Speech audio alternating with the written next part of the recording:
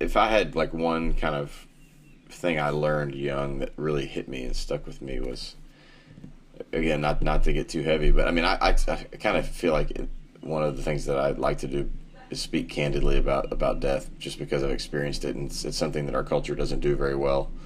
So when my brother passed away, the minister, his eulogy was just absolutely unbelievable, and he ended it with, so my brother had spina bifida, went through 26 major surgeries. Wow.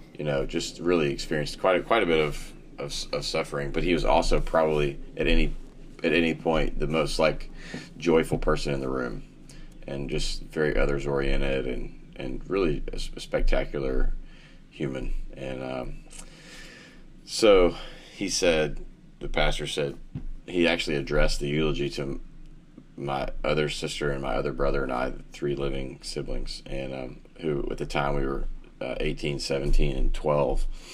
And we're sitting on the front row in front of 1,600 people, and he says, ask your mom. He said, if you had asked your mom and dad 14 years ago when Jay was in the womb, if having a kid who was in a wheelchair, who wouldn't be able to walk, who would have his diaper changed, who would continuously be in and out of doctor's office, ask them if that is a burden they would want to carry.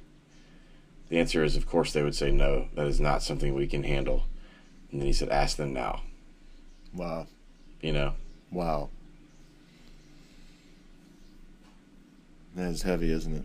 Yeah, so heavy, but also so good, because it's kind of that thing of like, you're walking through hell, and you think you can't take it anymore, and then looking back and you say, that's actually the one thing that defines my life. If you ask my dad what defines his life, he would say, probably being a father, but especially being the father of and losing my son. So and my parents are these like super. I mean, if you could define a happy 58-year-old, if you could write up a definition for happy 58-year-olds, my parents would fit in the box. So honestly, I wish